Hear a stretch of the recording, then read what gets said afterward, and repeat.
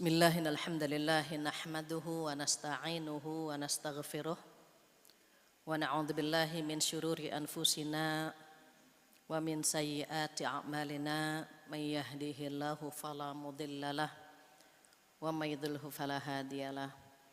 Asyhadu an la ilaha illallah wahdahu la syarikalah wa asyhadu anna Muhammadan abduhu wa rasuluh la nabiyya ba'dah. Alhamdulillah dan alhamdulillah dengan izin Allah hari ini bertemu di hari Rabu, di hari di mana Allah menciptakan kita cahaya. Mudah-mudahan yang hari ini diberikan hatinya bercahaya, wajahnya bercahaya, rezekinya bercahaya. Mudah-mudahan Allah mengumpulkan kita di surga yang penuh dengan cahaya. Amin ya rabbal alamin. Tak lupa salawat dan salam kita sampaikan kepada kekasih kita Rasulullah sallallahu alaihi wasallam yang memberikan kabar kepada kita semuanya, insya Allah kabar gembira. Orang-orang yang taat kepada beliau akan masuk surga. Duduknya kita di sini dalam bentuk ketaatan. Maka dalam menuntut ilmu perlu ada kesabaran. Karena syarat orang menuntut ilmu itu diantaranya harus sabar. Walaupun duduk 1 jam, 2 jam sabar ya. Gonta-ganti kaki berapa kali pun sabar. Kenapa ada pahala di sana? Termasuk insya Allah kita akan buka Al-Quran, kita akan bersolawat atau mendengarkan curhat sahabat kita, perlu kesabaran. Mudah-mudahan dicatat oleh Allah sebagai amal pemberat timbangan kita di hari kiamat nanti. Semoga yang hadir hari ini Allah berikan kesehatan, umur yang panjang, rezeki yang berkah, rumah tangga yang sakinah. Mudah-mudahan kita semua bertetangga di jannah. Amin ya rabbal alamin. Hari ini tema kita melanjutkan hamba-hamba yang disayang oleh Allah Subhanahu wa taala yang disampaikan oleh Allah di surat Al-Furqan, surat ke-25, di mana Allah Subhanahu wa taala menyebutkan ciri-ciri hamba yang disayang oleh Allah itu. Yang pertama di ayat 63. Jika bulan lalu kita sudah datang, sudah hadir, insya Allah sudah mendapatkan 4 poin. 4 poin itu ada yang hafal? Ibu-ibu, adik-adik? Oh iya ya, kan ngajinya sip-sipan ya kadang-kadang kita. Sehingga yang hadir hari ini mungkin kemarin tidak hadir. Kita lihat ciri-ciri hamba yang disayang oleh Allah Subhanahu wa taala di surat Al-Furqan ayat 63. A'udzubillahi minasyaitonirrajim. Wa ibadur rahmanil ladzina yamshuna 'alal ardi hauna. Yang pertama rendah hati, tidak sombong, karena Allah enggak suka kalau ada yang sombong di antara hamba-hambanya. Karena sombong itu milik Allah, pakaian Allah, maka kita tidak boleh memakainya. Jadi mau sombong kita pun bingung, sombong karena apa? Semuanya titipan, wajah titipan, ilmu titipan, jabatan titipan, harta pun titipan. Dan itu akan kita tinggalkan semua karena itu merupakan titipan. Maka Allah suka dan sayang kepada hamba yang tidak sombong. Jadi yang berjalan di muka bumi dengan rendah hati, itu nomor 1. Yang kedua, wa idza khotabahumul jahiluna qalu salama. Kalau orang-orang jahil, orang-orang usil berkomentar, tinggalkan saja dengan mengucapkan assalamualaikum, tinggalkan, enggak usah dilayani. Memang pengennya kita jawab ya pengennya gitu. Usil itu bisa lewat lisan, bisa lewat jari jemari. Kalau mau disayang sama Allah nih, yang usil-usil begini nih, yang jahil-jahil begini, enggak perlu dilayani. Kenapa? Kadang-kadang mereka ada yang pansos kan, ada yang pansos, ada yang iseng, ada yang memang punya karakter kurang baik. Maka jangan dibalas dengan karakter dan sifat yang kurang baik juga. Kenapa? Wasting time, buang-buang waktu. Mendingan duduk di sini gitu ya. Kita dapetin pahala duduknya, membuka Al-Qur'annya, bahkan ketenangannya pun kita dapatkan di sini. Makanya saking tenangnya banyak yang baca doa tidur di sini ya. Saking tenangnya gitu ya. dan yakinkan diri bahwa orang-orang yang duduk di sini namanya disebutkan oleh Allah satu persatu di langit sana, di hadapan para malaikat. Pengen banget malaikat hafal nama kita. Setiap ada majelis ilmu ada kita, setiap ada majelis ilmu ada nama kita disebutkan di sana. Kalau kita disebut sama Pak RT, Pak Lurah, Pak Gubernur, kita seneng ya. Apalagi yang nyebut Allah Subhanahu wa Ta'ala. Kemudian yang ketiga apa? Walladzina yabituna lirabbihim sujjadan wa qiyama. Menghabiskan waktu malamnya untuk sujud dan berdiri qiyamul lail, maksudnya itu pun sudah kita bahas. Kemudian yang keempat apa? Walladzina yaquluna rabbana srif 'anna 'adzaba jahannam inna 'adzabaha kana gharama. Dan yang keempat, orang-orang yang selalu berlindung dari api neraka. Kenapa? Karena api neraka itu sejahat-jahatnya makhluk, sejahat-jahatnya tempat kembali. Allah memerintahkan penjaga neraka itu bengis. Jadi jangan berharap orang yang masuk neraka itu bertemu dengan malaikat yang lemah lembut, itu gak akan pernah ada. Gak ada malaikat penjaga neraka, ya Allah ibu kenapa masuk ke sini? Jalannya pelan-pelan, takut kecebur api neraka. Enggak ada malaikat begitu, dan jangan berharap gitu. Mereka langsung nendang orang yang berbuat dosa, itu dimasukkan ke dalam api neraka, enggak perlu berbasa-basi, enggak perlu komen macam-macam, masukkan langsung ke dalam api neraka. Itulah penyayangnya Allah. Allah itu maha pengasih, tak pilih kasih, semua dikasih, semua dapat rezeki, semua dikasih kesehatan, semua dikasih oksigen, sinar matahari, walaupun hambanya tidak menyembah Allah. Perhatikan saudara-saudara kita yang non muslim yang tidak menyembah Allah, dikasih badan yang sehat gitu kan, dikasih wajah yang indah, glowing gitu ya. Ada yang hidungnya takabur bahkan gitu ya. Yang taat bukan berarti karena banyak sujud jadi tawadu hidungnya. Memang Allah kasih dari sananya begitu. Jadi ketika Allah memberikan semua kenikmatan kepada seluruh hamba, itu bentuk pengasihnya Allah, rahmannya Allah. Tetapi rahimnya Allah, penyayangnya Allah hanya diberikan kepada hamba yang menyembahnya saja. Dikasihnya kapan? Dikasihnya di akhirat dalam bentuk surga. Adil kan? Di dunia dikasih semuanya. Tetapi di hari kiamat orang yang baik-baik saja, maka kata Rasulullah apa? Kullu ummati yadkhulunal jannah illa man aba. Seluruh umatku akan menjadi penghuni surga. Karena kalau beriman kepada Rasulullah sallallahu alaihi wasallam, otomatis beriman kepada Allah, begitu. Makanya seluruh umat Nabi Muhammad sallallahu alaihi wasallam dijamin masuk surga kecuali yang tidak mau. Memang ada yang tidak mau, banyak. Kalau di sini kan mau semuanya, Masya Allah. Makanya berharap sekali kita bertetangga ya nanti di surga ya, Masya Allah, amin. Mereka yang gak mau bagaimana? Disuruh sholat tidak mau, disuruh puasa tidak mau, nutup aurat tidak mau. Kenapa? Karena mereka tidak mau masuk surga. Maka ketika para sahabat bertanya, siapa yang tidak mau masuk surga ya Rasulullah? Beliau menjawab, man ata'ani dakhalal jannah wa man asani faqad aba. Yang taat kepadaku dialah orang-orang yang mau masuk surga, pengen banget gitu. Karena mereka ingin masuk surga, Allah berikan. Caranya bagaimana? Taat, nurut. Bahkan kata Rasulullah, ittaqillaha haitsu ma kunta. Bertakwalah kepada Allah di mana saja, bersama siapa saja, kapan saja. Tanamkan rasa takut kepada Allah Subhanahu wa Ta'ala, karena rasa takut itu yang menyelamatkan seseorang dari api neraka.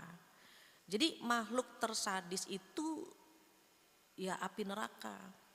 Kalau Allah tidak memberikan itu kepada kita, insya Allah karena rahimnya Allah, yang menyembah Allah dikasih surga. Yang tidak menyembah Allah bagaimana? Di neraka itu adil kan? Kan di dunia sudah dikasih semuanya. Jadi di akhirat cukup hanya untuk orang-orang yang menyembah Allah saja. Allah sayang.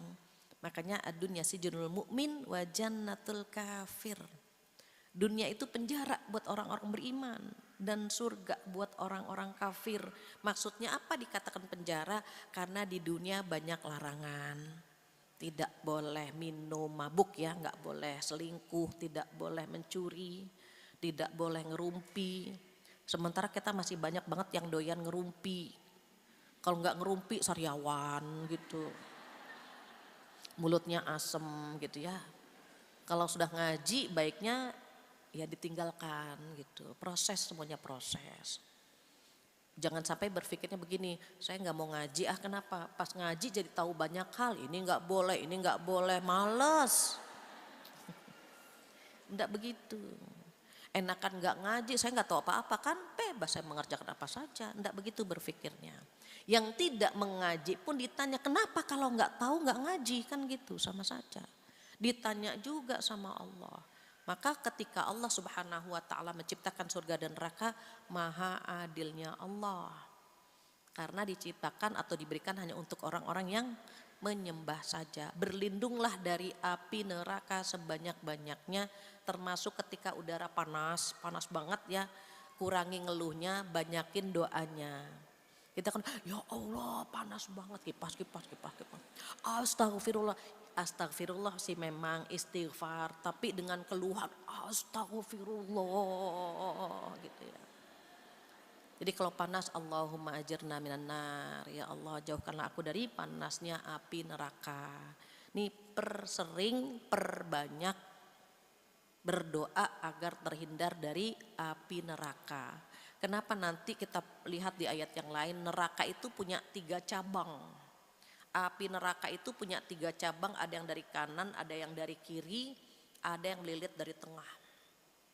Orang kalau sudah masuk api neraka, naudzubillah ya, naudzubillah. Aduh ngeri. Minumnya air panas, bahkan nanah dan darah. Ngeri. Minum tembaga mendidih, ususnya terpotong-potong. Naudzubillah. Maka sering-seringlah berlindung kepada Allah agar terhindar dari api neraka. Ini kalau kita sering berdoa agar terhindar dari api neraka tuh Allah sayang banget. Kenapa? Berarti hambanya memang pengen banget dijauhkan dari api neraka. Yang kita minta surga gitu. Capek sedikit ya namanya juga mau dapat surga. Ngantuk sedikit bangun gitu ya, sholat karena mau dapat surga. Kalau ringan ya dapatnya cuma kipas angin, pulsa gitu. Kita kan mau dapat surga, perlu ada pengorbanan yang besar, luar biasa. Di antaranya yang disampaikan oleh Allah di 4 ayat pertama. Kemudian 4 yang kedua. Jadi hamba yang disayang Allah yang pertama, kedua, ketiga, keempat sudah kita bahas 2 bulan lalu. Hari ini 4 yang kedua. Apa yang selanjutnya? Kata Allah, walladzina idza anfaqu lam yusrifu wa lam yaqturu wa kana baina dzalika qawama. Jadi hamba-hamba yang disayang sama Allah itu menginfakkan hartanya tidak berlebihan dan tidak pelit. Di tengah antara keduanya, karena berlebihan dan pelit ini sifat tercela.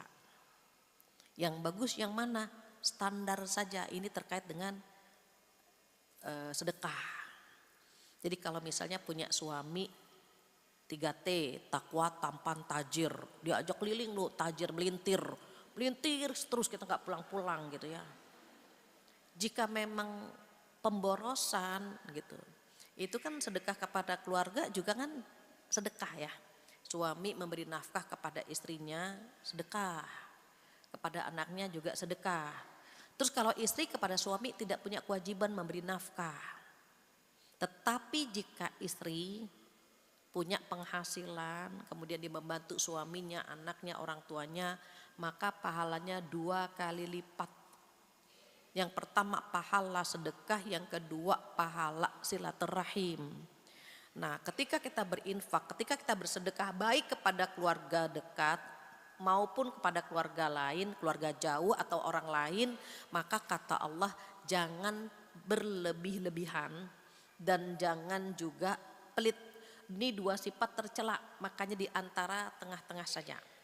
Umar bin Abdul Aziz ketika ditanya sama calon mertuanya, sama ayahandanya Fatimah ya.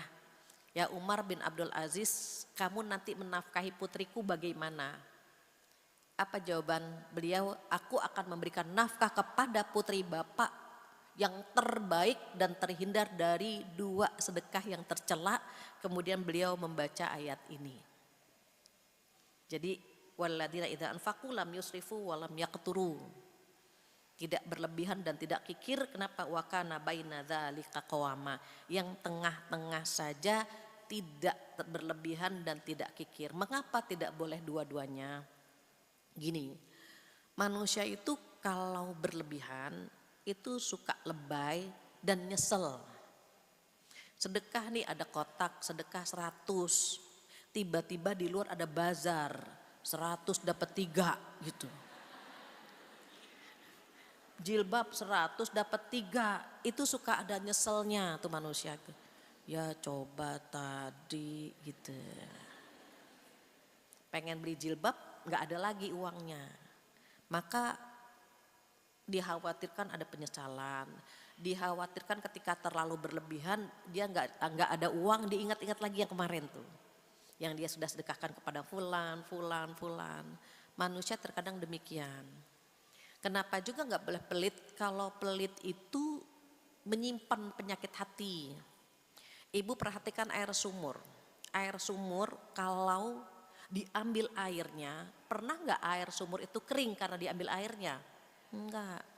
Yang ada adalah keluar sumbernya lagi kan, yang jernih keluar lagi tuh sumber airnya. Tetapi kalau air sumur nggak pernah diambil airnya, justru air sumur itu keruh, banyak nyamuk dan bau. Sama dengan harta kita, timbun. Terus kemudian kita tidak sedekahkan, tidak kita zakatkan, khawatir kita masuk ke dalam neraka hutomah.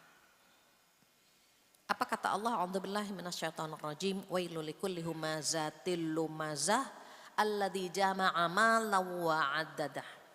Jadi yang masuk ke neraka hutomah itu yang suka mencela, suka ngerumpi, suka ngumpulin duit, gak pernah sedekah, gak pernah zakat karena mereka menganggap hartanya ini yang membuat dia kekal di dunia. Lumayan dapat 2M, panjanglah umur kita, enggak begitu. Jadi kalau punya tabungan banyak mereka menganggap bahwa umur mereka panjang, tidak demikian. Maka kata Allah di situ wail, celaka. Nih lisan kita ya terkadang na'udzubillah, berlindunglah dari tutur kata yang melukai, tutur kata yang kasar, tutur kata yang tidak memberikan kenyamanan, karena Allah menyebutnya wail. Wailul likulli humazatil lumazah, yang suka mencela, suka menghina, suka menjelek-jelekan orang lain baik di depan maupun di belakang. Itu include, itu termasuk di ayat ini gitu ya. Namun yang ketiga dikatakan yang suka ngumpulin duit, tidak pernah menunaikan zakatnya, tidak pernah bersedekah, karena mereka mengira apa? Yahsabu annama lahu akhlada. Yahsabu, dia mengira gitu. Hartanya itu yang membuat dia kekal di bumi. Ini yang akan masuk kemana? Ke neraka hutomah. Maka dilarang jangan terlalu boros karena menghabiskan harta bisa mubadzir. Jangan juga pelit, akan menimbun penyakit hati. Maka di tengah-tengah saja, di antara keduanya, pertengahan. Ini manajemen harta ini. Jadi manusia itu menyikapi harta ada 3 macam. Yang pertama, menuhankan harta. Harta seperti Tuhan. Duit, uang. Itu mikirnya itu harta terus gitu. Jadi ngobrol sedikit, aduh ini buang-buang waktu. Ngaji sedikit, buang-buang waktu. Kenapa? Buat mereka duit yang dipikirkan. Jadi menuhankan harta, time is money. Semuanya itu diukur dengan harta, dengan uang.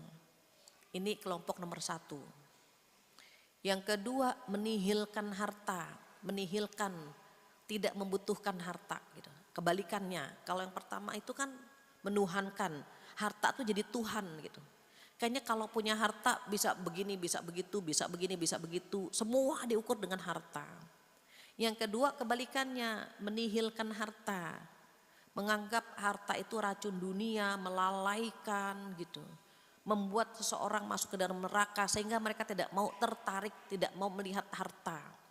Kadang-kadang orang-orang yang seperti ini ibadah saja, tidak memikirkan anaknya, istrinya gitu ya, ibadah saja. Ada beberapa jamaah yang bertanya, Bu Fatia bagaimana mantu saya soleh katanya, mantu saya soleh ibadah terus tapi tidak mencari nafkah. Saya bilang dia tidak soleh. Orang soleh itu tahu mana haknya Allah, mana haknya manusia. Ketika dia tahu kewajiban dia sebagai suami mencari nafkah untuk anak istrinya, dia akan bangun, dia akan mencari nafkah gitu. Bahkan gitu ya, Umar pernah menegur seorang pria yang udah siang masih berzikir saja. Kata Umar, jemput rezekimu. Kenapa? Karena laki-laki itu punya kewajiban mencari nafkah. Berbeda dengan perempuan. Maka kalau kita punya anak laki-laki itu dididiknya bagaimana dia giat, semangat gitu. Mencari rezeki untuk anak istri. Kenapa? Ibadah itu. Menjemput rezeki itu ibadah, tapi tidak menuhankan gitu ya. Tidak menjadikan harta itu sebagai Tuhannya dia. Waktunya sholat ya sholat, waktunya zakat ya zakat gitu. Diingatkan bahwa tuh harta titipan, cuman mampir aja ntar pergi lagi kok gitu. Jangan sampai kita menuhankan harta atau menihilkan harta. Yang ketiga bagaimana? Menjadikan harta itu jembatan ke surga. Jadi kalau kita lihat para sahabat yang diberikan kabar gembira, 10 sahabat yang diberikan kabar gembira itu mayoritas sahabat yang tajir melintir gitu. Makanya ada sahabat bernama Abu Dzar. Itu curhat kepada Rasulullah SAW. Apa curhatnya? Enaknya jadi orang kaya gitu. Dalam sebuah hadis dikatakan Abu Dzar itu mengatakan dzahaba ahlud dutsur bil ujur gitu. Orang-orang kaya itu menghadap Allah dengan pahala yang banyak gitu ya. Kenapa? Orang miskin sholat, orang kaya bisa sholat. Orang miskin puasa, orang kaya juga puasa. Tetapi ketika orang kaya bersedekah, orang miskin tidak bisa bersedekah. Kata Abu Dzar, enak banget ya jadi orang kaya begitu. Maka Rasulullah SAW paham betul perasaan Abu Dzar. Maka beliau memberikan kabar gembira bahwa kamu lupa ya Abu Dzar, ada yang bisa kamu sedekahkan dalam dirimu. Apa? Di antaranya ya menyebutkan subhanallah sedekah, alhamdulillah sedekah, Allahu akbar sedekah, la ilaha illallah sedekah. Kemudian mengajak kepada kebaikan sedekah, mencegah kepada kemungkaran sedekah. Melakukan hubungan intim dengan istrimu juga sedekah gitu. Ada 7 kalau nggak salah disebutkan oleh Rasulullah SAW. Yang 6 itu beliau paham, Abu Dzar paham. Tapi yang ke-7 Abu Dzar bertanya, melakukan hubungan intim dengan istri sedekah gitu. Apa jawab beliau? Jawab Rasulullah, bukankah jika engkau melakukannya dengan wanita yang bukan istrimu adalah berzina? Dan zina adalah dosa besar. Maka ketika engkau melakukannya dengan istrimu adalah sedekah. Jadi ngobrol yang paling banyak pahalanya ngobrol sama suami.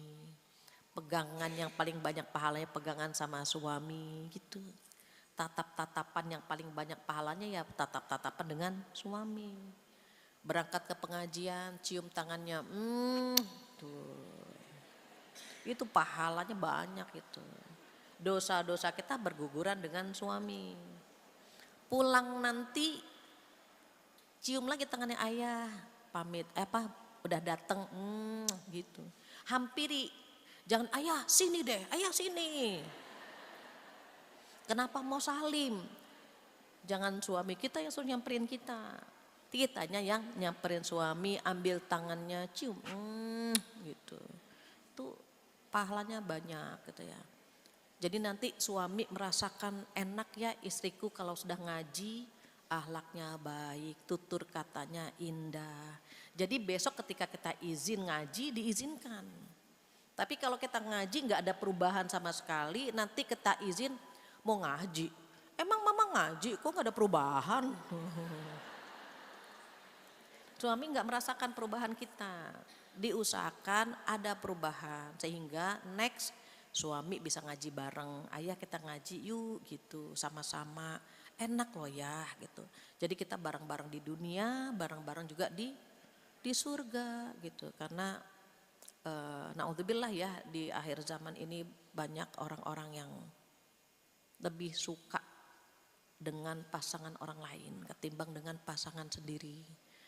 PR-nya buat yang hadir di sini, ibu-ibu dan calon ibu, jadikan rumah itu tempat ternyaman yang Allah titipkan. Kenapa? Tadi sedekah itu kan bukan hanya dalam bentuk materi, non materi juga banyak gitu. Senyum dengan teman itu kan juga sedekah. Bahkan sedekah paling mudah itu adalah senyum. Yang penting ada temannya. Jangan sendirian gitu. Itu penting ya sedekah. Nah ini terkait dengan sedekah harta, tidak berlebihan dan tidak pelit, ini yang kelima. Yang keenam, ketujuh dan kedelapan itu digandeng di satu ayat, di ayat ke-68. Apa yang keenam? Dikatakan oleh Allah di sini walladzina la yad'una ma'allahi ilahan akhar. Tidak meminta, tidak berdoa kepada Tuhan selain Allah. Jadi enggak pernah syirik gitulah. Doanya cuma untuk Allah. Ngadunya hanya sama Allah. Melakukan apapun diniatkan karena Allah. Ya Allah seneng banget gitu. Kalau yang kelima ini kan terkait dengan harta ya. Manajemen harta. Bagaimana kita dititipkan harta, memanagenya bagaimana gitu. Kalau yang keenam ini berkaitan dengan akidah. Akidah kita atur seindah mungkin bagaimana tidak ada makhluk lain selain Allah saja. Makanya kalau sholat kita baca Al-Fatihah ada kalimat begini, a'udzubillahi minasyaitonirrajim, iyyaka na'budu wa iyyaka nasta'in. Itu didahulukan iyakanya, itu eksistensi tauhid ada di situ. Kepada Engkau ya Allah, kami menyembah. Artinya apa? Hanya kepada Engkau. Hanya kepada Engkau kami menyembah, sembahan-sembahan yang lain pergilah gitu. Makanya didahulukan kalimat iyakanya. Sebetulnya kalau arti hampir sama Ibu. Iyaka na'budu dengan na'budu iyaka.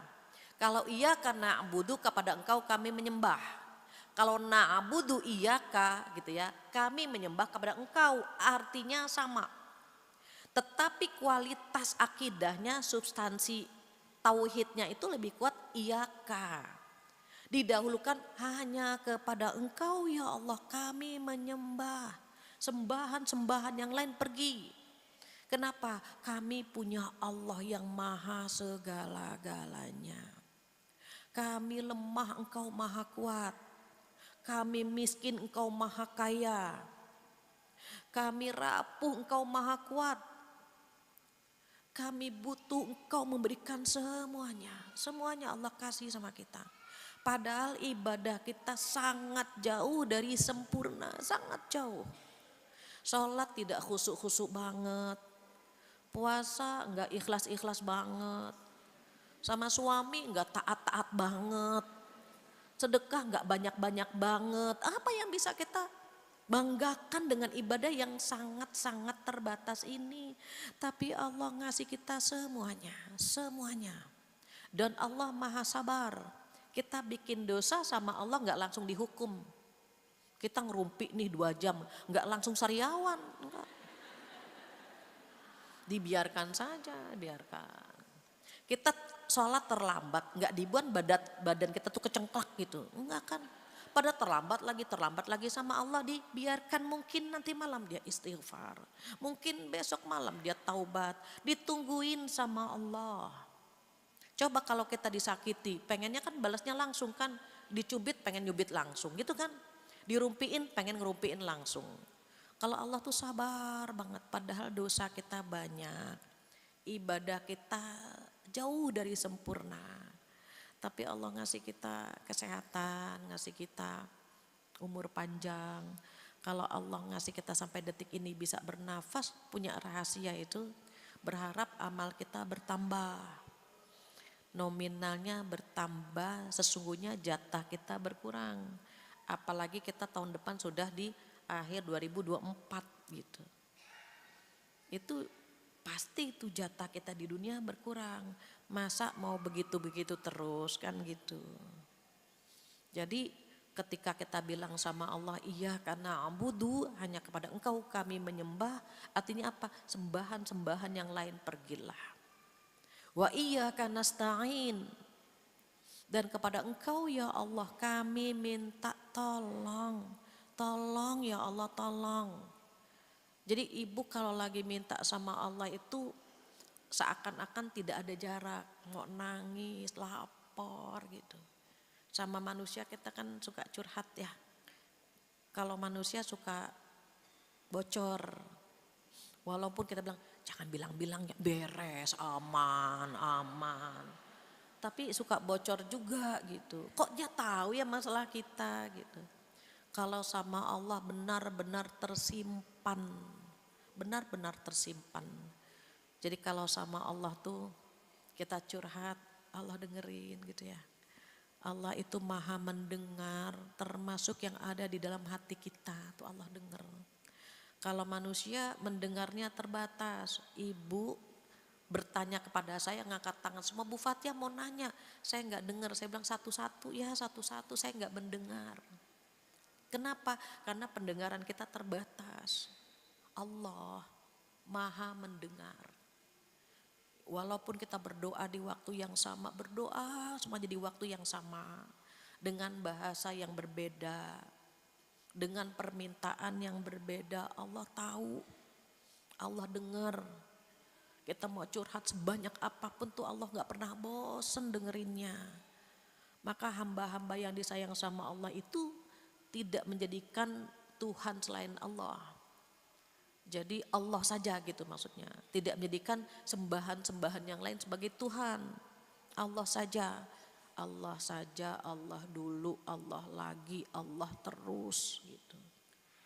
Jadi kalau mohon maaf dalam kesendirian kita dapat rezeki, Allah baik banget, ya Allah baik banget gitu. Ketika dapat ujian pun Allah, ya Allah, Allah sayang banget, kita digugurkan dosa ya Allah. Allahnya tuh benar-benar di sini, ya Allah, Allah baik banget sih gitu. Kita sedang digugurkan dosa. Kadang-kadang kita lupa bilang Allah baik itu kapan, ketika dikasih rezeki. Ya Allah, Allah baik banget, ya Allah dapat rezeki gitu kan. Seakan-akan Allah baiknya itu pada saat ngasih rezeki saja. Padahal Allah sayangnya itu bisa dalam bentuk kebaikan, bisa dalam bentuk kesulitan. Kan Allah maha sayang gitu.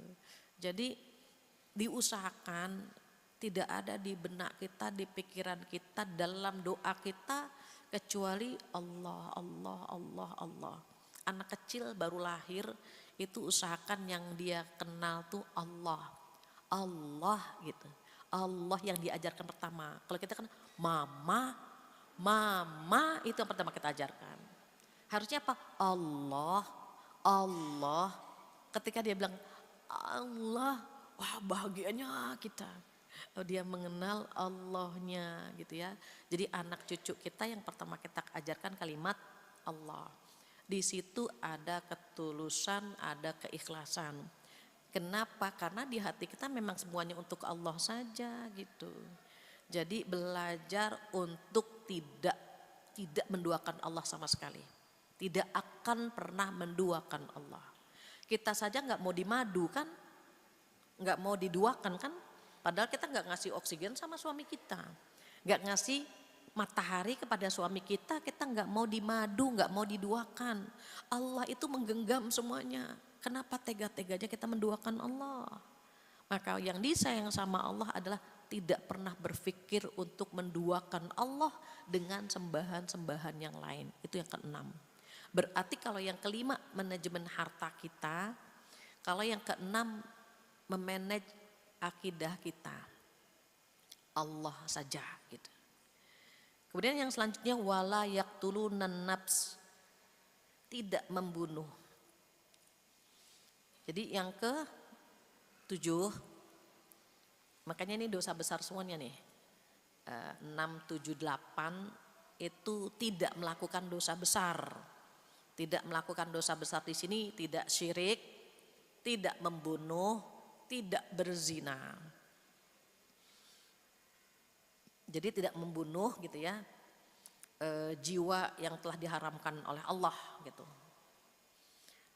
Mengapa kita tidak boleh membunuh? Karena membunuh itu sebuah kezaliman. Zalim itu artinya tidak menempatkan sesuatu pada tempatnya. Kekurangan atau kelebihan itu zalim. Misalnya saya meletakkan air seharusnya diletakkan di meja makan atau tamu dan seterusnya. Kita meletakkan air misalnya di bawah gitu. Atau misalnya Quran harusnya lebih tinggi. Ini kita meletakkannya rendah gitu ya. Itu zalim. Jadi zalim itu tidak menempatkan sesuatu pada tempatnya. Ketika seseorang membunuh, itu zalim terhadap jiwa orang lain. Tetapi kalau bunuh diri, dia zalim terhadap jiwanya dia sendiri, begitu. Sama dengan sedekah. Kalau mencuri, merampok, korupsi, itu zalim terhadap harta orang lain. Dia merampas harta orang lain dengan mencuri, merampok, korupsi, atau apa kalau yang mutil ya, yang suka punya penyakit suka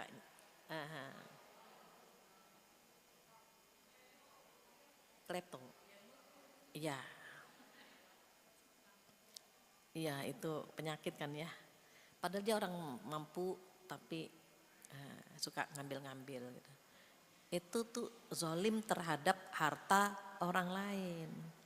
Kalau dia tidak menunaikan zakat atau tadi gitu ya, dia kikir dengan hartanya, itu dia zalim terhadap hartanya dia sendiri. Kan zalim dilarang begitu. Sama halnya dengan dilarang berzina. Berzina itu ketika dia memperkosa, dia zalim terhadap kehormatan orang lain. Ketika dia berzina, dia zalim terhadap kehormatan dirinya begitu. Makanya dilarang semua sama Allah di sini. Dan kalau kita perhatikan gitu ya, dosa besar ini semuanya dilarang karena merugikan. Termasuk mencuri itu ekonomi kan bisa tidak tersampaikan kepada orang-orang yang lemah, yang bekerja seharusnya salary-nya take home pay-nya besar karena diambil sama orang lain, take home pay-nya atau salary-nya menjadi kecil. Zina juga sama, zina itu zalim terhadap kehormatan dirinya. Nasabnya itu enggak jelas. Berbeda dengan kalau poligami. Kalau poligami itu kan suaminya satu, istrinya kan yang ada 2 atau 3 atau 4. Binnya kan tetap bin ke ayahnya. Kalau misalnya berzina, binnya tuh nasabnya berantakan gitu. Atau poliandri kan haram. Karena bin atau bintinya kemana gitu. Masa bin rame-rame kan gak mungkin. Dia suaminya A, B, C, D kan gak mungkin. Bin atau binti itu harus satu saja. Makanya poliandri haram begitu. Nah ketika seseorang berzina, apa ia ucuk-ucuk berzina? Ucuk-ucuk ngerti gak ucuk-ucuk? Ya, tahu-tahu zina atau tahu nggak mungkin itu. Orang berzina itu ada prosesnya, makanya Allah berfirman-Nya apa? A'udzubillahi minasyaitonirrajim, wala taqrabuz zina. Wala taqrabuz zina. Jangan mendekati zina, mendekatinya saja tidak boleh apalagi melakukannya. Mendekati zina bagaimana? Mendekati zina diantaranya mohon maaf, pacaran. Pacaran itu orang kalau pacaran jarang yang duduknya belakang-belakangan. Mas apa kabar? Baik, kamu gimana? Jarang. Yang ada tuh hadap-hadapan gitu. Orang pacaran sama orang selingkuh tuh mendekati zina itu. Tatap-tatapan. Nanti kata setan apa? Masa cuma tatap-tatapan gitu. Pegangan deh, pegangan gitu. Setan itu menyuruh kita sampai kita benar-benar terjerumus ke dalam dosa yang dia inginkan gitu. Maka akhirnya pegangan.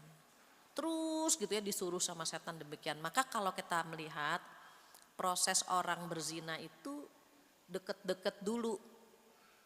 Pertama lewat mata. Pernah nyatet kan proses zina bulan Mei kalau nggak salah. Oh udah pada bubar ya bulan Mei. Oh bukunya ganti. Alasannya bagus ya. Jadi orang berzina itu pertama lewat mata. Mata itu sahmun min sihami iblis, busur gitu. Makanya orang bilang dari mata turun ke itu dulu ke hati. Sekarang ke kantong. Dari mata turun ke kantong, dulu dari mata turun ke hati. Jadi sahmun min sihami iblis, mata ini busurnya iblis dikirim gitu. Mata dengan mata kontak tuh, kontak mata langsung ada VMG, virus merah jambu. Ada lope-lope. Gitu.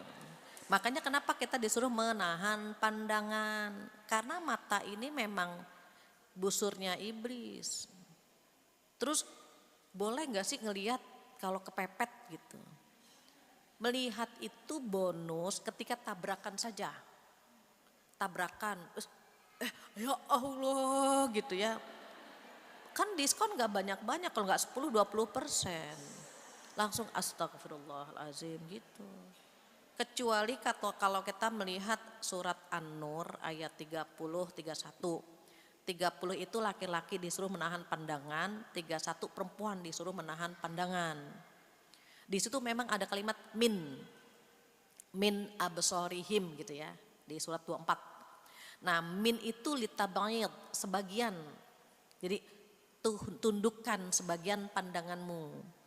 Maksudnya sebagian apa? Ada yang mengatakan ditutup sebelah pakai cadar. Ada yang berpendapat lagi maksudnya sebagian ada yang dibolehkan. Menatap itu dibolehkan selama aman terkendali, nggak ada VMG tadi. Contohnya guru sama murid gitu. Misalnya gurunya laki-laki gitu ya, muridnya perempuan. Ada tipe orang kalau nggak lihat gurunya tuh dia nggak paham. Dia harus melihat gurunya. Nah kalau aman terkendali nggak apa-apa lihat. Tapi kalau jadi teliti gitu, jadi matanya, hidungnya, bibirnya, itu bahaya, langsung tundukkan gitu. Hukum asalnya boleh, tetapi ketika hati kita mulai terusik gitu ya, maka tidak dibolehkan.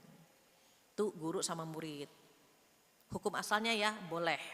Dokter dengan pasien, itu boleh itu. Tapi kalau pasiennya cantik atau ya Allah dokternya ganteng gimana nih? Hukum asalnya boleh. Tapi kalau sudah ada VMG, sudah ada virus merah jambu, tolong tahan. Hindari dokter laki-laki, ibu-ibu usahakan datang ke dokter perempuan. Jangan disengaja pura-pura batuk ke dokter itu lagi gitu.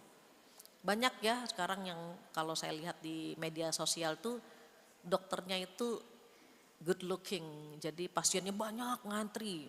Padahal cuma alergi gatel-gatel ke dokter itu gitu. Cuma bersin-bersin, gitu ya, modus, banyak yang modus. Jadi diusahakan tidak, diingat ya guru dengan murid, pasien dengan dokter, ketiga penjual dengan pembeli. Kenapa sih dokter harus ngelihat kalau dia salah? dia salah ngasih obat, kita bisa komplain kan, dokternya yang mana? Oh yang begini, begini, begini gitu. Tapi kalau kita menahan pandangan, dokter yang mana? Saya nggak tahu, waktu itu saya menahan pandangan, salah kita. Dikasih obatnya salah gitu. Maka nggak bisa beralasan begitu. Penjual dengan pembeli, kita beli HP, HP-nya rusak. Terus Mbak belinya sama yang mana? Saya nggak tahu, waktu itu saya menahan pandangan, nggak bisa. Kita harus lihat kita belinya sama siapa, gitu. Transaksinya harus jelas. Kalau tiba-tiba, pedagangnya ganteng, langsung tundukkan. Yang penting kita pernah lihat di wajahnya dia. Gitu. Karena nggak mungkin, Mbak, nih HP-nya ya yang mana HP-nya? Nggak bisa begitu. Harus dilihat. Itu hukum asalnya begitu. Kalau nanti ada rasa langsung tahan pandangan kita. Karena setan bermain di situ. Awalnya tuh dari mata, gitu ya.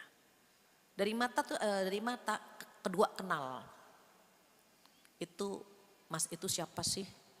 Yang mana itu loh yang primus, pria musola gitu. Oh misalnya. Kepo kan orang kalau udah seneng tuh kepo. Tuh prosesnya zina tuh awalnya begitu. Mata dulu kemudian kepo kenalan namanya. Oh Mas Pulan gitu ya misalnya. Kalau udah kenal apa? Kalau sudah kenal dia simpati. Apa simpati? Simpan di dalam hati. Itu dah di situ tuh terminal kita sampai di simpati saja. Mohon jangan dilanjutkan. Panitia saya boleh minta tisu enggak buat simulasi. Nih simulasi ya. Nih kalau ada bola salju awalnya kecil begini, bola salju. Anggaplah kita sedang berada di tempat salju. Kalau bola salju kecil awalnya kan terus digelindingin gitu. Dia membesar kan, digelindingin lagi ke bawah, membesar lagi kan, bola saljunya semakin besar. Rasa tuh begitu. Kalau kita biarkan, kita jadikan simpati itu terminal saja. Terminal buat kita ke lawan jenis hanya disimpati, simpan di dalam hati. Jangan diungkapkan, mohon maaf jangan diungkapkan. Gak usah bilang, Bapak tuh Masya Allah soleh banget Pak. Saya mencintai Bapak karena Allah saja, nggak bisa, nggak boleh. Sekarang banyak kan, Bu saya punya teman baik banget, dia suka bangunin saya salat malam. Saya bilang kalau dia sudah punya istri, kita sudah punya suami, walaupun dia mengingatkan sholat malam, itu setan juga bermain. Saya dibangunkan sholat malam, apa kabar ukhti, ya Allah. Ukhti akhi kalau sudah punya pasangan itu nggak dibenarkan. Laki-laki yang menggoda kita itu bukan laki baik-baik karena dia mengganggu istri orang. Kita kan udah punya suami. Kecuali kalau jamu janda muda. Ketemu sama duren sawit. Nah, itu ta'aruf boleh itu. Jahe juga boleh ya, janda hebring. Nah. Ketemu sama duren sawit boleh. Istikharah gitu. Jadi pertemukan mereka itu insya Allah pahala itu. Tapi kalau kita masih punya suami, dia pun punya istri, chattingan, even untuk niat yang gitu ya, itu enggak baik. Kalau ada laki-laki baik, yang kita bilang laki baik-baik menggoda kita, oh bukan laki baik-baik. Kenapa? Karena dia mengganggu istri orang. Dan dia punya istri gitu. Simpati itu memang benar-benar simpan di dalam hati. Tidak boleh diungkapkan. Pak, Bapak Libra ya, saya Virgo. Apa hubungannya? Enggak boleh. Banyak hal yang setan tuh punya cara ya. Jadi mata nih satu saya buat. Kedua kenal. Nanti tambah besar. Nah di sini. Kemudian simpati. Tolong ini terminal kita. Terminalnya sampai di simpati saja. Jangan lebih dari ini. Walaupun mohon maaf ya, misalnya dia memang wajar untuk gitu Tapi tolong hentikan sampai di simpati saja. Yang pernah chattingan dengan lawan jenis yang bukan mahram tolong dihentikan. Dieman. Apalagi kalau dia perhatian nanyain sudah sarapan belum. Apa hubungannya nanyain kita sarapan atau belum. Khawatir nanti setan bermain di situ. Kalau parameternya gini, kalau kita chattingan terus ada suami kita delete, itu berarti ada apa-apanya dengan perasaan kita. Kalau memang kita chattingan terus suami kita tahu dia bacanya nggak ada masalah, berarti kan nggak apa-apa. Nggak usah nih HP ini nggak usah di password semuanya. Suami bebas baca, kita pun bebas baca HP suami, itu lebih nyaman ketimbang kita pakai password, suami juga pakai. Itu gimana gitu. Kan gak nyaman kita saling mencurigai gitu ya, makanya tolong berhenti sampai di simpati saja. Kalau sama suami bagaimana? Lanjutkan. Ini zina nih awalnya begini. Karena di simpati dia gak berhenti, dia naikkan lagi ke level berikutnya. Apa? Curahan hati. Dia sering ngobrol, sering curhat. Nyaman banget yang ngobrol sama dia, ya Allah. Hati kenapa tenang ya kalau ketemu dia. Oh jangan salah, itu setan bisa bermain di situ. Itu yang keempat ya. Setelah simpati dia melanjutkan ke curahan hati. Curhat di masjid sama. Ketemu gitu ya. Ini kenapa saya sampaikan ini? Karena ada seorang ibu cerita ke saya, Bu Fathia, saya dari Jakarta Timur, saya kalau ngaji ke pelosok ke Jakarta Selatan. Saya bilang kenapa? Ustadznya baik banget Bu. Baik mana good looking, mana gitu. Kalau saya nanya dijawab, ya karena ibu nanya ya dijawab. Terus saya suka gitu, ada rasa lah. Saya bilang Bu, setelah ibu curhat kepada saya, tolong ibu jangan lagi curhat kepada laki-laki itu. Anehnya ketika saya tanya yang bikin ibu seneng sama dia apa? Saya seneng banget sama dia, hidupnya sederhana, naik motornya udah bot gitu. Sementara suaminya memberikan dia mobil. Coba. Saya bilang, Bu, di mana-mana pengen dapat suami 3T, takwa, tampan, tajir.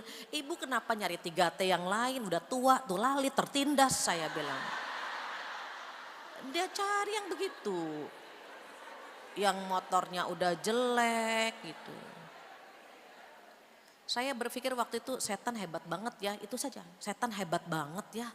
Orang sudah punya suami tajir, berikan rumah, berikan mobil, dia nyari yang ustadz motornya butut coba.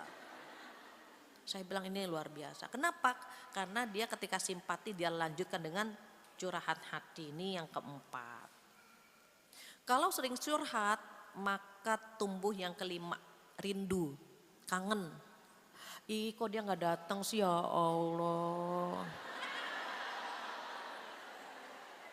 Kemana ya gitu. Itu ada rindu. Kalau sudah rindu berarti tumbuh cinta. Itu cinta platonik meletup-letup itu. Seperti orang main kembang api. Orang main kembang api kan jauh-jauh gini kan takut kena percikannya. Nah kalau sudah kena percikan kan berbahaya, dia udah bermain api. Pernah gak lihat orang main kembang api begini? Dia bunuh diri itu namanya. Dia main kembang api kan jauh-jauh begini karena takut percikannya. Tapi kadang-kadang tanpa kita sadari kita sedang bermain api ketika kita simpati kepada lawan jenis dan kita membiarkannya menjadi curahan hati. Curhatnya kita biarkan menjadi rindu, kemudian rindu menjadi cinta, na'udzubillah. Kalau sudah cinta, setan akan membisikkannya untuk melakukan sebuah perzinahan dan itu dosa besar. Makanya yang pernah saya sampaikan sering kalau saya lagi makan di restoran dengan suami itu saya survei. Mana yang suami istri, mana yang bukan. Nanti saya kasih tahu, tuh sebelah kanan suami istri. Yang sebelah kiri bukan tuh bukan gitu. Gak boleh kata beliau gitu kan. Kenapa? Seru gitu, maksudnya seru. Kalau suami istri itu habis pesan menu megang HP semua gitu. Itu suami istri biasanya. Habis pesan menu udah dia langsung megang HP gitu. Kalau bukan suami istri setelah pesan menu HP nggak perlu dilihat, orangnya ada di depannya gitu. HP tersimpan. Ngobrolnya pun berbinar-binar matanya. Suka ketawa ngeliat mereka, ya Allah bisaan gitu ya ngobrol gitu. Makannya lama banget. Baru satu suap udah capek kita ngeliatinnya itu. Capek banget gitu. Iya, lama satu suap dibetulin lagi. Gitu. Kalau suami istri makannya cepet-cepet gitu. Dan gak ada jaim-jaiman. Dia nyelip dongkrak aja depan suaminya. Itu suami istri biasanya begitu. Iya. Kalau bukan suami istri, sebentar ya saya ke toilet dulu gitu. Bersihin, baru dia keluar lagi. Capek gitu. Berarti kan selama dia ketemu kan pencitraan. Beda kan kalau sama suami istri tuh aslinya ya begitu. Bangun tidur masih belum sikat gigi gitu. Gitu. Itu suami istri memang begitu. Kalau selingkuhan kan nauzubillah. Terus kalau sudah seperti itu tuh setan tepuk tangan. Jangan salah itu. Berhasil memberikan cinta kepada orang lain. Padahal apa? Cinta itu harus diberikan kepada pasangan yang sah. Jangan berikan kepada siapapun. Cinta itu kita tumbuhkan. Kalau udah bosen sama suami, itu setan punya planning selanjutnya. Terus kalau udah mulai kok berantem mulu ya, bawaannya kan kalau suami istri perang mulu ya bawaannya gitu ya. Berantem terus. Beda kalau kita sama temen ngobrol bisa berjam-jam gak berantem. Tapi kalau sama suami berantem aja bawaannya. Itu setan memang begitu settingannya. Maka bagaimana agar kita bisa menutup pintu itu? Nah, tugasnya menjadikan rumput di rumah kita tuh subur, hijau. Jangan pernah melihat rumput tetangga. Makanya karena kasus perceraian semakin banyak, kasus perselingkuhan semakin banyak, mungkin bulan depan pembahasannya even masuk ke dalam hamba yang disayang Allah, tetapi kita berusaha memanage konflik dalam rumah tangga gitu ya. Karena kalau rumah tangga sudah 7 tahun ke atas itu godaannya besar. Maka 4 ini agar disayang sama Allah, yang pertama memanage harta, bersedekah, tidak terlalu pelit dan tidak terlalu boros dan tidak terlalu pelit. Itu memanage harta. Yang keenam memanage akidah, menjauhkan syirik, tidak menduakan Allah. Jadi yang keenam tidak menduakan Allah. Yang ketujuh tidak membunuh, jadi memanage hawa nafsu. Kemudian yang kedelapan tidak berzina. Jadi cinta kita tidak diberikan kepada orang yang salah. Pulang dari rumah, bagaimana kita cari cinta kita kepada pasangan dan minta sama Allah agar cinta kita kepada pasangan bertambah. Jangan biarkan dia pudar, Ibu. Ya Allah, tumbuhkan cintaku kepadanya dan tumbuhkan cintanya kepadaku ya Allah. Jadikan kami pasangan di dunia dan di surga. Begitu. Karena Allah ingin memberikan kita apa? Memberikan kita ketenangan dalam rumah tangga. Kalau melakukan yang 3 ini, dosa besar, syirik, membunuh dan berzina, maka di hari kiamat akan dilipat gandakan azabnya oleh Allah Subhanahu wa taala. Na'udzubillah, dimasukkan ke dalam neraka kalau melakukan 3 dosa besar tadi. Maka hindari 3 dosa besar ini. Syirik, membunuh, berzina, hindari. Kecuali orang-orang yang bertaubat dan beriman serta beramal soleh. Maka Allah akan mengganti keburukannya dengan kebaikan. Jadi pesan Rasulullah begini, wa'at bi'isayyatal hasanata muhuha. Ikutilah keburukan dengan kebaikan, maka kebaikan itu akan menghapus keburukan yang sudah kamu lakukan. Dan mudah-mudahan kita termasuk hamba-hamba yang selalu bertaubat dengan dosa-dosa kita yang disengaja maupun tidak. Dibiasakan beristighfar minimal 100 kali sehari. Mungkin sebelum tidur baca istighfar 100 kali. Mengapa dengan istighfar 100 kali, cuma 2 menit kok insya Allah. Dosa-dosa kita hari itu berharap sekali diampuni sama Allah. Jangan sampai kita tertidur dan kita tidak terbangun lagi dengan membawa dosa. Na'udzubillah. Karena kalau kita tertidur, kan Allah ngambil ruh kita tuh. Kalau kita bangun, ruh kita dikembalikan. Kalau ada yang setelah tidur gak bangun, berarti ruhnya tidak dikembalikan. Na'udzubillah, jangan sampai kita bangun tidur dengan membawa dosa. Jadi kalau mau tidur, perbanyak istighfar, perbanyak ayat kursi, baca trikul ya. Trikul itu 3 kul, qul huwallah 3 kali, al-falaq 3 kali dan an-nas 3 kali. Mudah-mudahan kita dijaga oleh Allah Subhanahu wa taala sampai esok pagi. Demikian ibu-ibu solehah untuk tema hamba yang disayang Allah bagian kedua. Semoga kita dimampukan untuk mengamalkannya. Amin ya rabbal alamin. Saya rasa cukup sekian. Jika ada yang ingin ditanyakan boleh raise hand, ada waktu 15 menit insya Allah. Saya kembalikan lagi kepada MC, silahkan.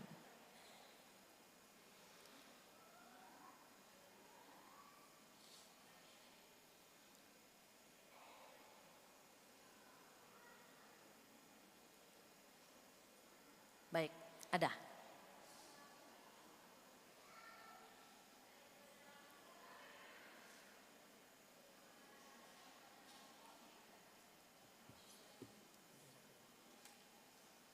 Baik, saya bacakan pertanyaan yang sudah di tangan saya. Ustadzah, bagaimana hukumnya jika wanita yang sedang haid masuk ke dalam masjid? Jika sedang haid sebaiknya duduk di dalam atau di luar untuk mendengarkan kajian? Untuk perempuan yang sedang haid ada 7 hal yang dilarang, 4 disepakati, 3 tarik ulur. Tarik ulur tuh maksudnya berbeda pendapat gitu ya. 7 hal yang dilarang untuk wanita yang sedang haid, 4 disepakati. Apa saja yang disepakati? Tidak boleh sholat, tidak boleh puasa, tidak boleh tawaf, dan tidak boleh melakukan hubungan intim, itu sepakat semuanya. Yang 3 tarik ulur, maksudnya berbeda pendapat di situ. Yang pertama memegang atau menyentuh Al-Quran. Kalau saya mushaf ini nggak berani kalau lagi haid. Mushaf itu murni pure Al-Quran ya. Imam Syafi'i berpendapat kalau mau menyentuh Al-Quran, menyentuh mushaf itu wudhu, bersuci dari hadas kecil. Nggak punya wudhu saja Imam Syafi'i nggak boleh nyentuh ini, apalagi kalau sedang haid. Makanya untuk mushaf nggak boleh, tetapi untuk terjemahan dibolehkan. Jazakillah. Itu yang pertama ya. Yang kedua, membacanya, mengeluarkan huruf Al-Quran itu untuk perempuan yang sedang haid diusahakan tidak. Kecuali kalau rutinitas dia membacanya. Contoh, dia guru ngaji atau dia belajar ngaji. Setiap habis maghrib dia ngajarin anaknya ngaji. Setiap habis maghrib, dan itu rutin. Atau setiap habis subuh dia murojaah. Setiap habis subuh dia rutinkan itu. Maka dia boleh membacanya. Tapi yang enggak rutin diusahakan tidak. Kadang-kadang godaannya kalau lagi haid pengen ngaji gitu ya. Pas sudah selesai haid mah enggak juga gitu. Itulah ya godaannya begitu. Terus tadi ya, jadi memegang, membaca. Yang ketiga berdiam di masjid, ini yang tarik ulur. Ada yang mengatakan kalau berdiam di masjid tidak boleh, tetapi kalau lewat saja gitu, lewat saja itu tidak apa-apa. Nah, terus bagaimana kalau dia aman bisa menjaga haidnya, tidak netes di masjid gitu ya. Mungkin dia bisa hadir di pengajian tetapi tidak berlama-lama gitu. Kalau saya dulu waktu masih haid, itu kalau lagi haid itu saya ngajarnya di dekat ini nih, dekat pintu. Jadi di settingnya begitu. Di dekat pintu, kalau ada apa-apa enggak membahayakan, tidak nembus darahnya dan seterusnya. Itu yang 3 ya, 3 tarik ulur tadi. Kalau yang 4 disepakati. Sholat, puasa, tawaf, melakukan hubungan intim itu nggak boleh gitu ya, 4. Yang 3 itu membaca, menyentuh, membaca dan berdiam di masjid. Ada yang mengatakan masuk ke masjid boleh, cuma sekedar sebentar, bukan berlama-lama gitu ya. Tapi kalau berlama-lama tidak dibolehkan. Atau misalnya mohon maaf tidak ada tempat untuk kegiatan TK, TPA kecuali di masjid gitu. Maka ada yang mengatakan karena itu kerjaan dia setiap hari, maka ada yang berpendapat dibolehkan. Demikian wallahu alam. Kemudian assalamualaikum Ustazah, izin bertanya, saya baru mulai hijrah. Doakan istiqomah, amin. Nah, perubahan saya ini ternyata membuat saya dan 2 teman saya menjadi asing. Mereka merasa saya berbeda. Saya harus bagaimana Ustazah? Mereka menjauhi saya dan saya pun tidak berusaha reach out mereka. Oke, gini. Kalau kita berubah, itu sudah otomatis orang mengatakan kita udah nggak asik lagi deh gitu. Biasanya kan hangout bareng, nongki bareng, rumpi bareng, tiba-tiba kita gitu berubah. Nanti Allah filter tuh, Allah saring teman-teman yang layak buat kita siapa saja. Selama mohon maaf, selama mereka tidak mengganggu kita jalin silaturahim lewat WA boleh, lewat chattingan macam-macam media sosial boleh. Tapi kalau mereka udah ngajak dugem lagi yuk gitu misalnya, atau melakukan yang lain-lain gitu ya, enggak gitu. Dia akan menjaga dengan sendirinya, itu difilter tuh sama Allah dengan sendirinya teman-teman kita yang baik. Jangan pernah merasa sendiri ya, orang hijrah banyak kan prosesnya juga susah. Banyak kok teman-teman yang akan support kita ketika kita hijrah. Memang ada yang mulai meninggalkan, apalagi yang dulunya biasa dugem ya. Padahal kalau udah tua juga kita dugem kan, duduk gemeter juga gitu. Jadi nggak usah dugem lah sekarang. Nanti kalau udah tua kita juga dugem ya, duduk gemeter gitu. Jadi jangan merasa sendiri lah gitu ya. Teman-teman hijrah di masjid ini kan banyak ini, yang baru hijrah, yang baru ngaji, baru pakai jilbab. Mereka punya rasa yang sama kok, kayak terasing, kok udah dianggap nggak asik lagi, nggak apa-apa gitu. Yang penting kita tidak memutus hubungan ya, tetap baik-baik saja begitu. Assalamualaikum Bu Fatia Syamira, bagaimana menghadapi keluarga yang toksik sifatnya agak sulit ditinggal? Agak sulit yang tinggal di lingkungan kita dan tidak bisa dihindari. Oke, kalau punya keluarga toksik gitu, usahakan tidak berlama-lama di rumah. Misalnya ngekos, misalnya aktivitas kita banyak, misalnya ya contoh maaf, ada aktivitas sosial, ada arisan, ada gitu. Kenapa? Namanya juga racun, di rumah tuh ada racun gitu. Kalau di rumah ada racun, even kita sudah nutup pakai masker, kadang-kadang racunnya masih bisa tercium atau terhirup.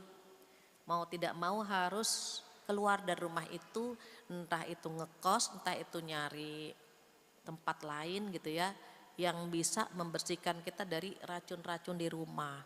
Syukur-syukur ya, pangeran berkuda yang menjemput kita bisa membersihkannya gitu. Kalau pangerannya justru bawa racun yang banyak gimana, repot itu. Jadi memang harus keluarlah gitu ya, bertahap ya, meninggalkan rumah tersebut dengan kegiatan-kegiatan yang lebih bermanfaat, hadir di pengajian, kegiatan sosial dan seterusnya, mungkin bisa mengurangi racun-racun toksik yang ada di lingkungan kita di rumah. Selanjutnya, Assalamualaikum Bu Fatia, Waalaikumsalam. Saya dulu bekerja di sebuah lembaga keuangan sebagai pencatat hutang riba. Sekarang saya telah resign selama 7 tahun. Selepas resign ujian bertubi-tubi dari kehilangan orang tua, mertua, papa gitu ya. Tabungan habis, suami sulit komunikasi, cenderung temperamen. Sampai 2 tahun ini saya terjerumus pinjol. Naudzubillah. Saat ini saya berencana menjual rumah saya untuk menutup atau membebaskan hutang pinjol. Mohon doanya Ustazah, saya takut jika kematian datang saya masih termaksiat dengan dosa. Saat ini saya berikhtiar usaha cemilan dan mencari pekerjaan kembali. Suami pun masih bekerja dengan penghasilan yang berkurang, tidak seperti dulu lagi. Setiap hari saya sholat taubat, tahajud, hajat, duha dan berusaha on time. Mudah-mudahan ya ini kalau sudah punya niat menjual rumah untuk lunasi pinjol, berarti kan sudah niat. Kalau sudah niat, Allah mudahkan. Satu hal saja, jangan pernah merasa begini, kok pas saya hijrah ujian banyak ya gitu. Kemarin saya biasa-biasa saja, nggak jadi orang baik, nggak ada ujian tuh gitu. Kenapa? Itu banyak sekali DM yang masuk kepada saya, pertanyaannya begitu, banyak sekali. Bu Fathia, setelah saya hijrah, setelah saya berubah, ujiannya banyak. Waktu saya belum hijrah nggak ada ujian. Sesungguhnya ketika kita hijrah ke arah yang lebih baik, Allah menggugurkan dosa-dosa masa lalu kita. Allah saring kita, Allah uji, Allah hukum di dunia, Allah ampuni dosa-dosa kita yang dulu gitu ya.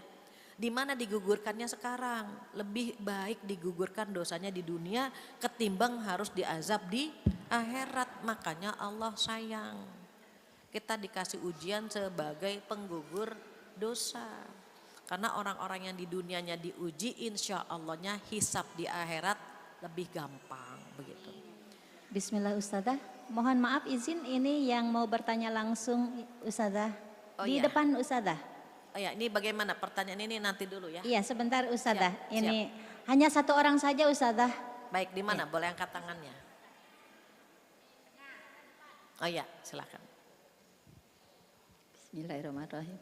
Assalamualaikum warahmatullahi wabarakatuh. Waalaikumsalam warahmatullahi wabarakatuh. Maaf Ustazah, saya mau nanya mengenai hadis yang ini.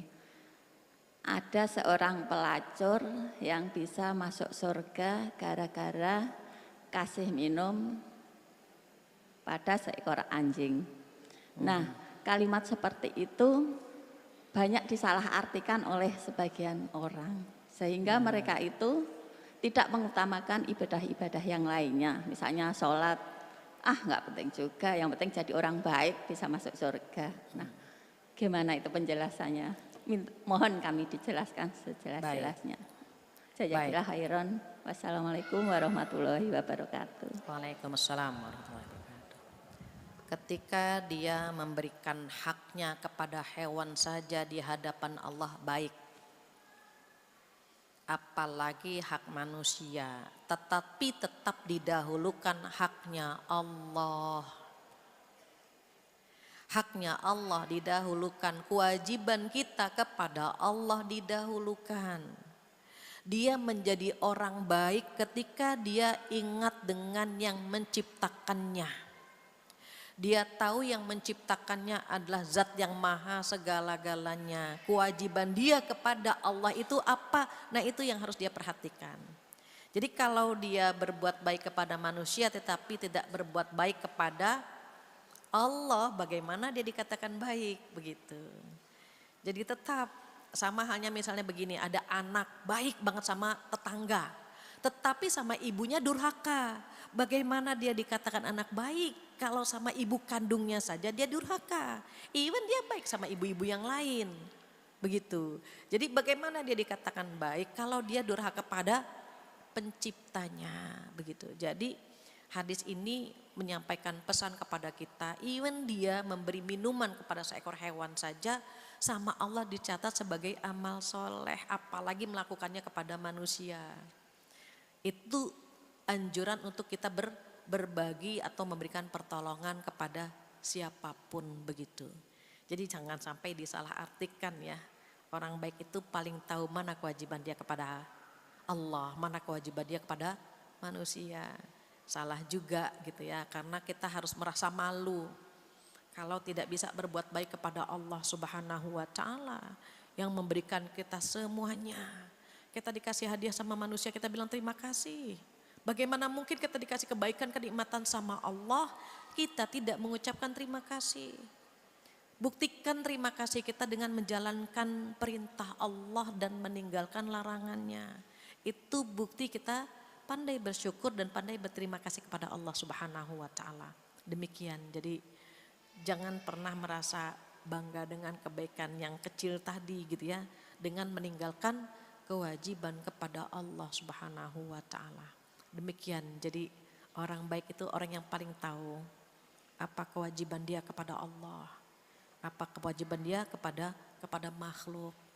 Jangan sampai dia baik kepada makhluk tetapi tidak pernah baik, tidak pernah menyembah kepada Sang Pencipta yang telah memberikan dia segala-galanya. Wallahu a'lam, demikian. Baik, Assalamualaikum Ustazah, saya dipoligami selama 6 tahun. Sebelumnya suami selingkuh dengan teman saya, lalu mereka diam-diam menikah siri. Mereka baru berani ngomong dengan saya kemarin dan saya meminta mereka bercerai atau kami yang bercerai, lalu suami memilih mereka yang bercerai. Apakah saya terkena dosa? Begini, rasa itu nggak bisa dipaksakan.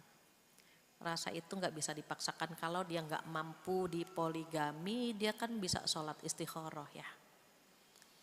Dia bisa sholat istikharah. Sebetulnya misalnya kita menawarkan saya mundur saja karena saya tidak kuat, saya tidak sanggup, gitu.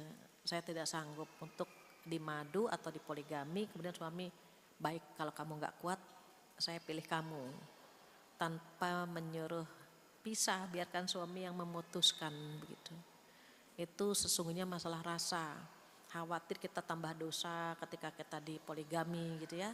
Khawatir gitu. Jadi di masa Rasulullah pun karena nggak cinta saja itu boleh berpisah ya, karena khawatir menimbulkan dosa begitu. Wallahu a'lam. Ustazah, apa yang harus dilakukan atau zikir apa yang dibaca untuk melembutkan hati anak perempuan yang belum mau berhijab? Suka menunda-nunda sholat dan tidak mau membantu pekerjaan rumah sementara ibunya sedang sakit. Minta kepada Allah, ya Latif, ya Latif, ya Allah lembutkan hati putriku. Duhai Allah yang maha lembut, lembutkanlah hati putriku atau lembutkanlah anak-anakku begitu. Hati anak-anakku, karena Allah yang memutarbalikan rasa cinta menjadi benci, benci menjadi cinta. Allah alam. Ini saya ngebut ya karena hampir jam 11. Ustazah, semoga selalu dalam rahmat Allah, amin. Saya punya teman, dia pernah berselingkuh, sekarang sudah berkumpul lagi dengan suaminya. Akan tetapi suaminya sering mengungkit masa lalu perbuatan selingkuhnya. Padahal teman saya sedang masa hijrah dan berubah, udah bertaubat. Bagaimana menasihati teman saya untuk tetap sabar? Kadang-kadang perempuan dilihat masa lalunya, laki-laki dilihat masa depannya. Maka perempuan pandai-pandai menjaga kehormatan. Karena kehormatan perempuan itu sebuah kebanggaan buat laki-laki. Jadi itu udah konsep anak-anak sekarang, anak perempuan dilihat masa lalunya, anak laki-laki dilihat masa depannya. Jadi kalau terkadang suami ngungkit-ngungkit masa lalu, ya itu mungkin salah satu cara Allah gitu ya, menguji kesabaran kita. Terus bagaimana? Karena kita pernah melakukan sebuah dosa, udah taubat juga, anggaplah itu proses Allah menggugurkan dosa melalui lisan suami yang ngungkit-ngungkit. Kalau suami yang selingkuh, perempuan juga sama, suka ngungkit-ngungkit. Ayah masih suka sama dia enggak? Ayah masih suka gini enggak? Sama, perempuan juga gitu. Cuma bedanya karena perempuan itu kan di perasaannya sensitif ya. Kalau diungkit tuh, aduh dia sakit hati gitu. Bersabar boleh jadi itu cara Allah menghukum dosa masa lalunya dia gitu ya. Alhamdulillah, bersyukurlah suami masih bisa memaafkan, bisa nerima.